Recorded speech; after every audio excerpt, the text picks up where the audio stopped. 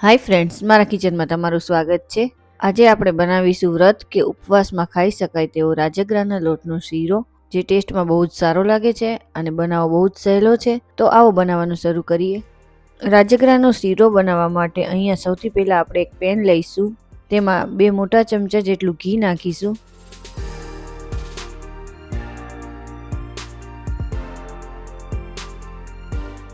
ઘી ગરમ થઈ જાય એટલે તેની અંદર આપણે રાજગરાનો લોટ નાખીશું। અહીંયા મેં 200 ગ્રામ રાજગરાનો લોટ લીધો છે।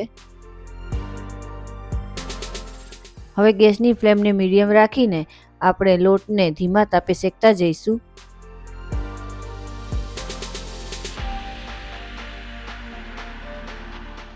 અહીંયા લોટને શેકવાનું કામ થોડું મહેનતવાળું છે। આપણે લોટને સતત હલાવતા જઈશું અને શેકતા જઈશું, જેથી કરીને લોટ બળી ન જાય અને નીચે ચોંટે નહીં। તમે જોઈ શકો છો કે અહીંયા આપણો લોટ ધીમે ધીમે શેકાઈ રહ્યો છે। આવી જ રીતે આપણે સતત ચલાવતા જઈશું અને લોટને શેકતા જઈશું। અહીંયા લોટ જ્યારે બદામી રંગનો થઈ જાય ત્યાં સુધી આપણે શેકવાનો છે।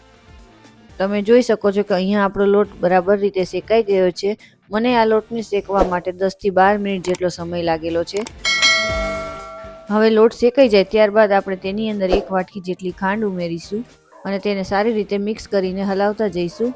અહીંયા 200 ગ્રામ લોટની સામે 1 વાટકી ખાંડનું માપ બરાબર છે, જેથી કરીને શીરો વધારે ગળ્યો પણ નહીં બને અને વધારે મોરો પણ નહીં લાગે।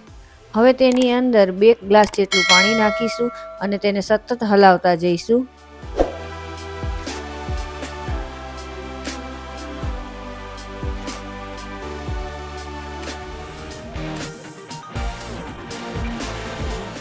તમે જોઈ શકો છો કે શીરાની અંદરથી ઘી થોડું રિલીઝ થવા લાગ્યું છે। એનો મતલબ કે શીરો બનીને તૈયાર થઈ ગયો છે। હજી આપણે 2 થી 3 મિનિટ માટે આને સતત હલાવી લેશું, જેથી કરીને શીરાની અંદરથી ઘી સારી રીતે છૂટું પડી જાય અને શીરો એકદમ પરફેક્ટ બનીને તૈયાર થઈ જાય। અહીંયા મેં કોઈ જ ડ્રાયફ્રૂટ નથી ઉમેરેલા, પણ તમે ઈચ્છો તો તમે આમાં કાજુ અને બદામ ઉમેરી શકો છો।